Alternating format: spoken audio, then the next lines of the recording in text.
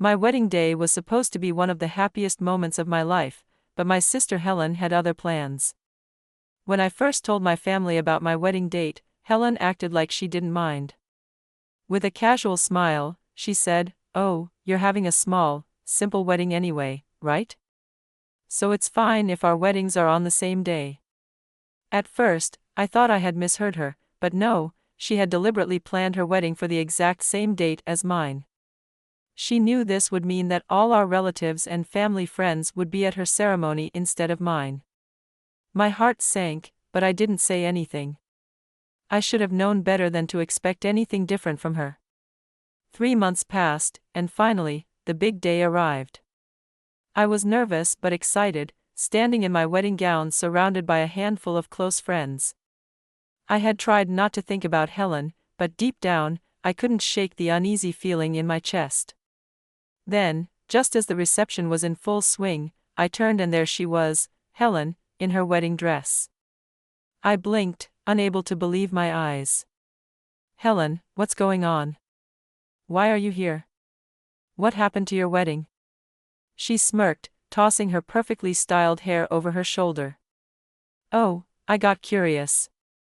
Your reception looked like so much fun, so I came to see for myself." I clenched my fists but forced a smile. I wouldn't let her ruin this day for me. Let me take you back to how it all started. My name is Patricia, I'm 29 years old, and have been working at the same company since I graduated high school. I started as a junior employee, but after years of hard work and dedication, I earned recognition and respect in the office. My job was fulfilling, and life was good.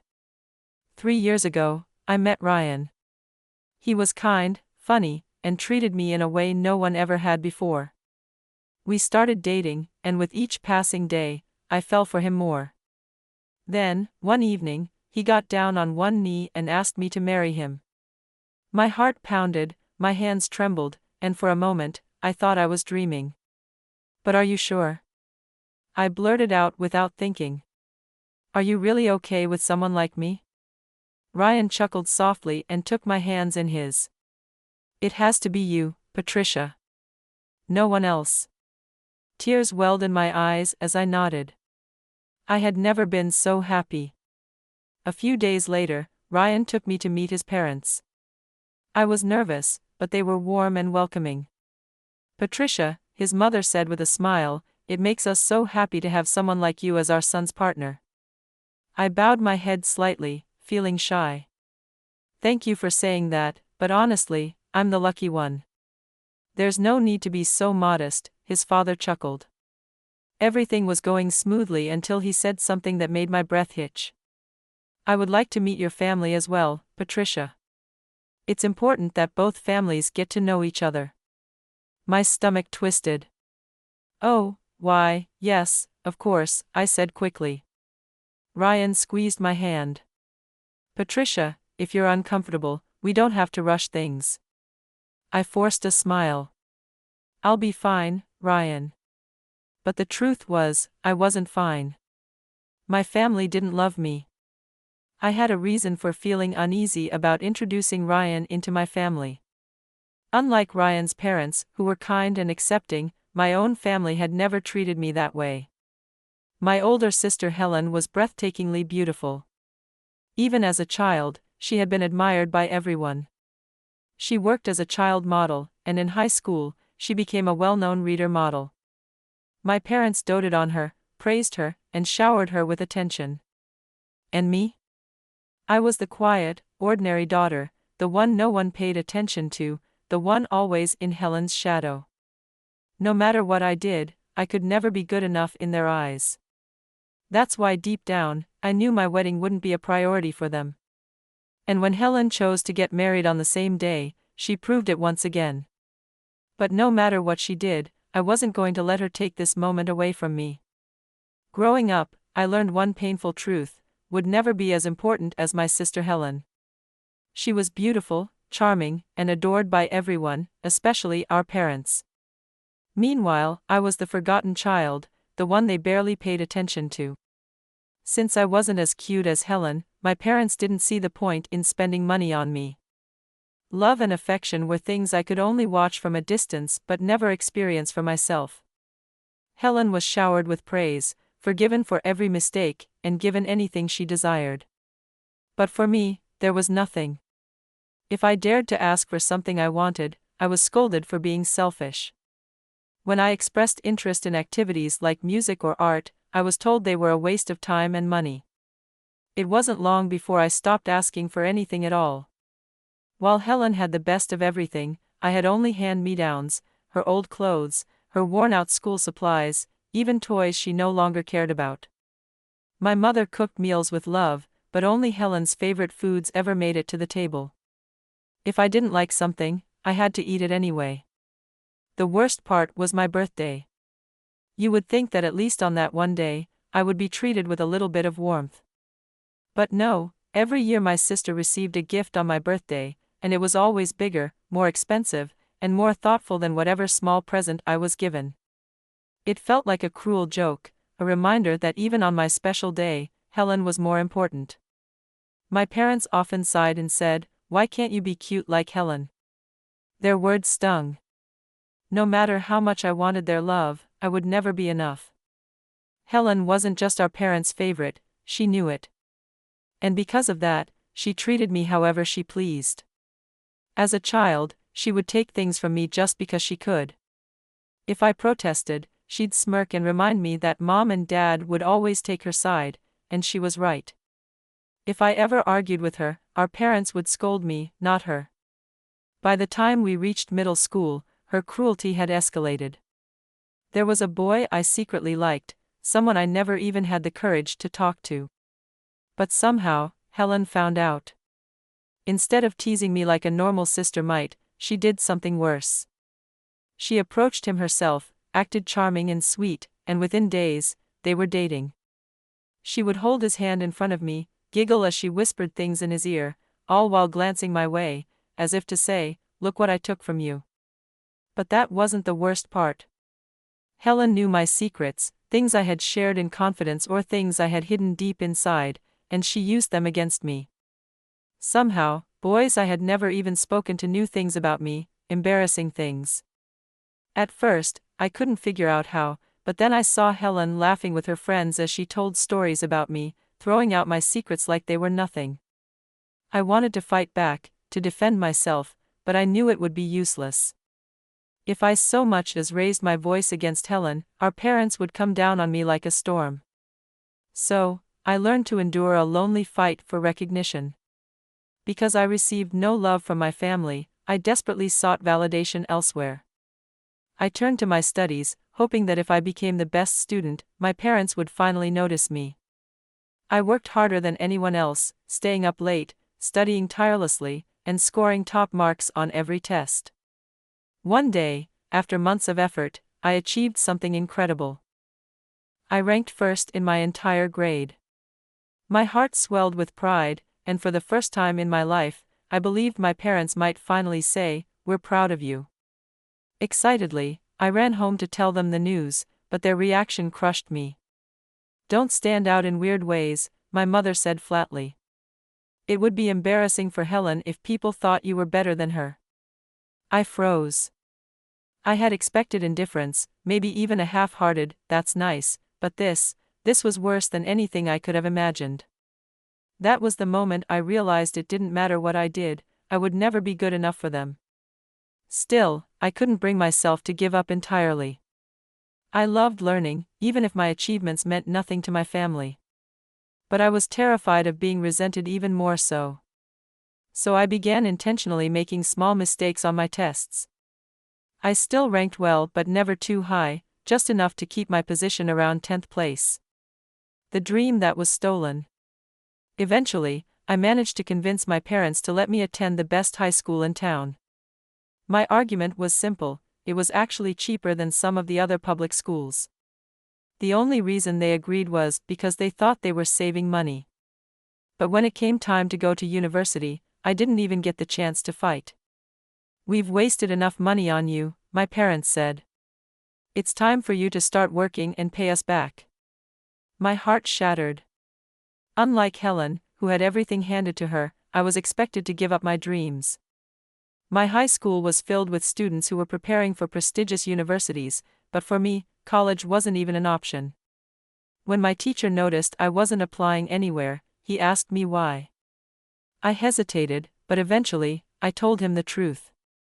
His expression darkened, his voice filled with sadness as he sighed. I wish I could help, but it's a family matter. There's nothing I can do. And just like that, my future slipped through my fingers.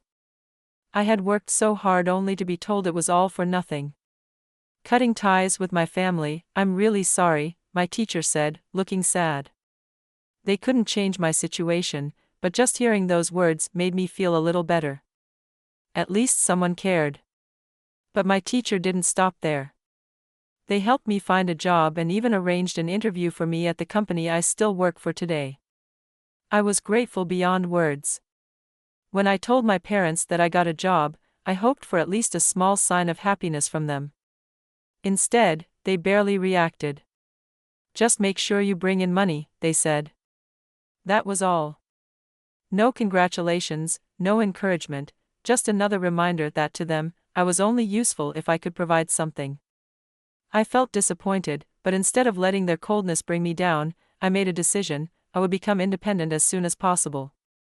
I saved every penny, lived carefully, and after a few years, I finally moved out on my own. Once I left, I kept my distance from my family. At first, it felt strange, but over time, I realized I was happier without them constantly bringing me down. Facing my family again, now that I was engaged, the idea of introducing both families made me uneasy. After years of barely speaking to my parents and sister, I wasn't sure how they would react. It's okay, Ryan reassured me. Just a simple chat. I don't want you to feel pressured. Patricia, hearing his kind words, I decided maybe it's time to see them again. For the first time in years, I went back home to tell my family about my engagement. When I told them the news, my mother barely looked up. So what? She muttered. I took a deep breath and tried again. Ryan's family would like to meet you all. Mom groaned. That sounds like a hassle. We're not free. There's no need for a family meeting. I expected this reaction, but it still hurt. I sighed, knowing I had no choice but to use the only method that ever worked with them. Well, I said casually, I was thinking of treating everyone to lunch at that fancy restaurant in town. At that moment, Helen, who had been lazily lying on the sofa, suddenly sat up. Wait, what? That place has amazing food. I'm going. Hearing this, my parents' attitude changed immediately. Oh, if Helen wants to go, then we'll go too. Just like that, they agreed to attend the family meeting, not because they cared about me, but because of the expensive meal. The family meeting. The day of the family gathering finally arrived. Ryan's parents greeted mine politely, but my family barely acknowledged them. They nodded slightly, but it was clear their minds were on something else, the food. While Ryan and his parents remained polite and mature, I could feel the awkwardness growing. I was nervous, afraid my family would embarrass me. As soon as the food arrived, my parents and Helen completely ignored everything else. Wow, this looks amazing, my father said, eyes shining. It smells incredible, my mother added.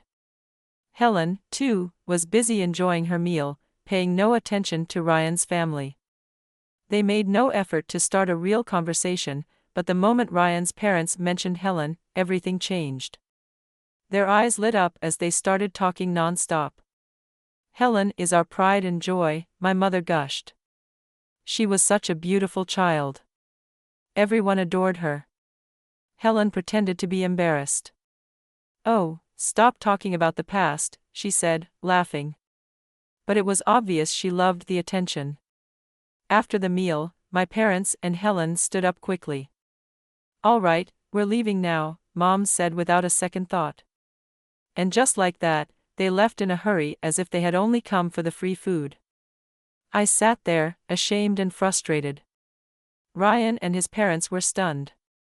His mother was the first to speak. It's even worse than I imagined, she said softly. I sighed. I'm really sorry. I know they were terrible. Ryan reached for my hand. Patricia, this isn't your fault. In fact, I admire you. You've grown into a wonderful person despite all of this. His mother smiled warmly. From now on, Patricia, you can think of us as your real parents. Hearing those words, I felt a warmth in my heart that I had never felt before. For the first time in my life, I realized I finally had a real family. I almost cried, but we kept preparing for our wedding. However, I was worried that my family might cause problems if we had a big wedding, so I talked to my in-laws and suggested a small wedding with only close family. After meeting my family at the introduction event, my in-laws quickly agreed. Then, out of nowhere, I got a call from Helen. She had never called me before, so I felt a little uneasy. "Hello, what's up?" I asked. "I've decided to get married too," she said. Oh, congratulations. I'm planning to introduce my fiancé. Come to our parents' house next Friday." Before I could say anything, Helen hung up. I had already planned a date with my fiancé that day. When I told him, he said, "It's okay, we can go after the meeting." So I decided to go quickly meet them and leave. When I saw Helen's fiancé at my parents' house, I disliked him immediately. "Wow, Helen was right. You really are plain and just a high school graduate, huh?" he said. I was shocked. This was the first time we met, yet he spoke to me like that. I had graduated from a well-known university and worked at a famous IT company, but he looked down on me just because I wasn't from an elite background like him. "You have no connection with an ordinary and useless person like you," he added. I couldn't stand being there anymore. I picked up my things and said, "I'm leaving now." Helen suddenly called out, "Wait, we're not done talking yet." "What else?" I asked. She smirked and said, "Our weddings ended up on the same day." "What?" "But since you're having a small wedding, it doesn't matter, right? You said it would only be for close family." "Wait a minute, that's true, but what about our parents and relatives?" "They will all be at my wedding," she said with a grin. "You'll have a sad little wedding with none of your family there." Helen had planned her wedding on the same day as mine on purpose just to mock me. She was truly awful, and my parents had agreed with her. I had enough. That was the moment I decided to cut ties with my family completely. When I told Ryan about it, he was shocked. Then he had an idea. "If your family won't come, why not invite lots of other people instead? There are still 3 months before the wedding. Even if we change the date, your parents won't come, and Helen just wants to make you feel small. Don't let her win."